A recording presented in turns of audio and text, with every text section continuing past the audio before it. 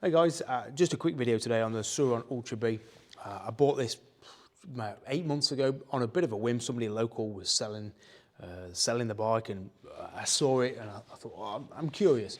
And I'm curious because I do a lot of trail riding, and I've always thought one of the issues with trail riding is the noise and intrusion of the petrol engine on other road users, on other trail users. You know, certainly in sensitive areas like the Peak Districts or the Downs or the lakes, wherever, you know, trail riding can be an intrusive thing, and it probably is what contributes to people wanting to close it down, you know, to get rid of motorised vehicles on trails. So I've always thought that maybe the solution is electric, for the fact that it's quiet, silent, but still gives, or potentially gives, that element of dynamic ability that we like from a motorbike. Typically, all we'd had to a point was Zero, who were doing the DSXs, I think that's what they call DSXs, which were a 21-inch front wheel, 18-inch rear trail bike, like a trail bike, but they were £12,000. And then Surron come out with this Ultra Bee, which is now £6,000, so half the money but the same offering. And I thought, wow, that's kind of an interesting proposition. So when I picked one up second hand, I thought I'll give it a go, see how I find it. I think to ride, it's a beautiful experience. I've got to be honest. I love the simplicity of it, the turn on, twist and go. You can't stall it, you've got no clutch. That does remove an element of control when you're on the tighter, technical, exposed stone type work. I'd like a clutch, but you know, for the rest of the time, just having the brake lever up there, the front lever here, it's just an easy, nice bike to ride. Very novice friendly, very manageable. It weighs 80 kilos. It's got a good turn of pace, certainly in driving in sport mode. It's also got the eco mode. So dynamically, great. Good suspension, decent brakes, lovely. What more could you want? And I think it would help novice riders do trails that they otherwise wouldn't have been able to do on petrol-powered bikes. The issue, obviously, is range. I'm getting 40 miles. It is a sort of a safe distance, or actually, we got in today, we did about 40 miles today, and we came in on about 7%. And at 20%, it starts reducing your speed to 40 miles an hour, then at about 12% reduces it to 30 miles an hour. So you are really in limpo mode at 20%. And that's with using it in eco mode for the road sections between the trails. So it is still with limitations, you know, and that's a frustration because the bike, what it does is great. The reality of using it is unfortunately not quite there yet. But you never know, you know, if they could develop the battery tech or do something just to give it to 60, 80 mile range, I think we've got something really good here. Whether it'll ever be good as petrol, I'm not sure. You know, you could buy a cheap trail bike and you could do 100 miles day after day after day and have no issue whatsoever. Whereas on this, you're always going to be pegged by that 40 mile range, which takes 4 hours to charge up. And then for me, like learning the sensitivities of the battery tech is an entirely new ball game, really. I had a bit of an issue over winter. I left it uncharged for about 3 months, went to charge it. The battery was that low, it wouldn't recognise a charger. And thankfully we've got Francis from Electron Cycles, not too far away, who was able to open it up and sort of reboot it as such. And it seems not to have done any damage, but there was a potential that it could have killed the battery, and the battery's £2,500. So there's definitely some quirks and knacks to learning that you need to learn if you're going to ride electric. Don't think it's like petrol where you can chuck them in a garage and leave them. You've really got to get yourself familiar with some of the elements of running an electric bike, or it can come back to bite you, as it nearly did for me. But thankfully, battery went well. We had a nice ride today. We did some gravel tracks, some trickier stuff, some rocks, some mud, and the bike handles it no problem. It is a really nice, easy, fun bike to ride. You know, I can't really fault it as a bike to ride. And limitations, as we say, are range. Is electric the future? I really don't know. I think until they can crack that range issue, then it's never going to be, is it? Because the beauty of a motorcycle is the freedom that it affords you, but the freedom is cut short if you've always got one eye on the percentage readout to see how much mileage you've got left. And no, it's not like having a fuel gauge, because a fuel gauge will do 100 miles, and 120 miles, 150 miles. If you only got a fuel gauge with 40 miles, it would be the same. But no, there's still some development to be made in this technology, some progress. Is it going to be a stepping stone to hydrogen or other future tech? Who knows?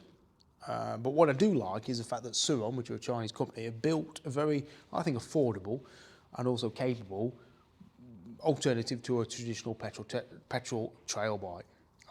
And even an enduro bike. There's some guys riding these really aggressively, almost like motocross bikes. So they're building good things. The technology and the machinery and the construction is really good, and the performance is really good. So I think expect good things from Surron. I would say, you know, the future is bright for them, or it could be, if they move in. I guess the direction for me would be not so much adding more power, but adding more range. That's when it would open this kind of bike up to an entire new audience, as far as my opinion is concerned. So, yeah, had a good day today. Cheers.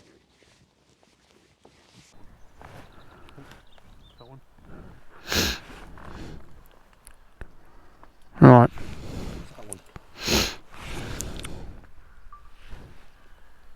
Right, that's brilliant. I'm not going to get too close because I want to keep the shit out of my face. Yeah, no, totally. It is a bit muddy down here, I think. Okay, nice, easy bit of lane. I think what makes this bike work so well in these conditions are those skinny little tyres. They're a 19 front and rear, so they cut through stuff really nicely. I think I've now got a 90 section on the rear and it's a 70 on the front. And then the fact you haven't got the clutch to operate. Good suspension also helps really nicely. So it's that bike that a lot of us need when we're novice riders or intermediates. Something that's nice and easy, manageable, grippy, easy to ride. And also I like that it's silent, you know, we're not making any noise. If you were going a bit steadier you could really enjoy the countryside.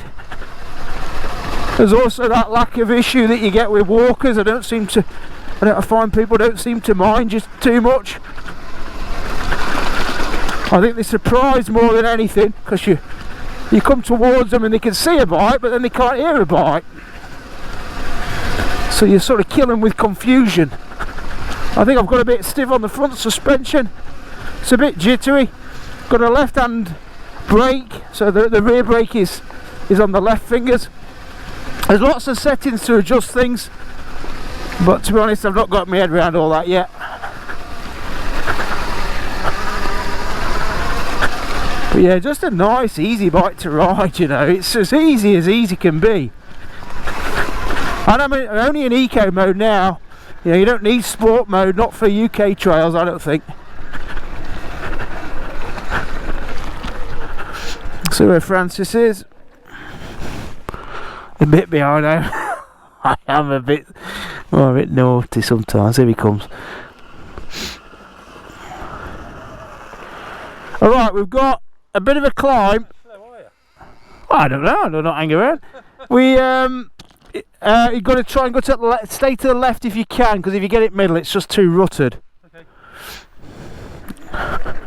Let's see how we do. Let's see how we do. There's a lot of bikes been up here recently by the looks of it. Oh, come on, there we go. A little bit of the problem I've found with electric is obviously it's a bit of an on-off switch with the throttle, so it can, once it gets on the wet stone it can just start to spin up, but to be honest then that worked really nicely. And I'm going to stop and help him because I think he's going to get yeah, it's a bit of a tricky old climb that.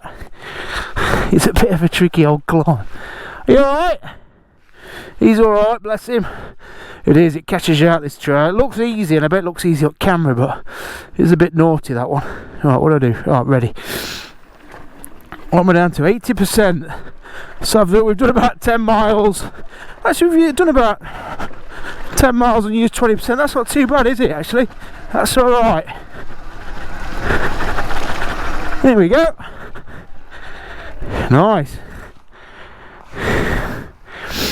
Yeah, just, you know, easy use is what wins these bikes over. I know, like, the electric revolution seems to be about performance, and same with the car world, it's all about speed, and I think they're missing so much of what the appeal could be to people such as myself who just want to use a bike day to day. We want range, we're not bothered about speed so much, you know. It doesn't have to have exhilarating performance, it just has to have more range. So I'd even take, you know, more battery. If you could put a bigger battery in there, make it a bit heavier, that wouldn't bother me.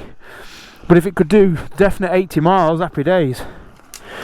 Alright? Yeah, I had a little sideways, mate. I thought you must have. It's a tricky lane though, isn't it? That one up that climb at the end. Can't grip, and I had to get off the bike to get it off the rock. You know, it's spinning. Yeah. Okay, you alright there?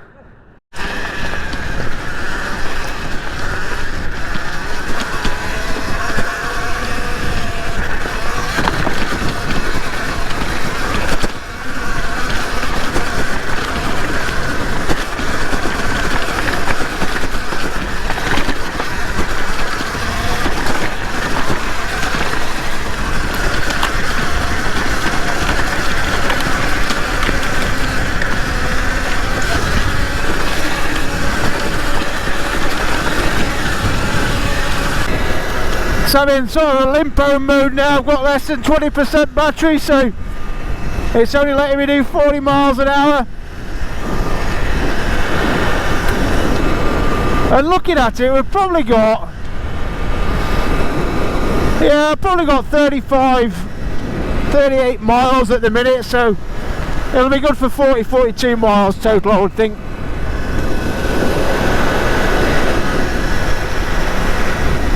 Is it enough? No, not really. If I'd still got another 10-20%, I'd be happier. But it all depends what you're going to use it for and what riding you've got on your doorstep, really. If you've got lots of lanes within a 20-mile radius of you, happy days. If you're going to travel from, you're either going to need a van or a petrol-powered bike. It's as simple as that, I think.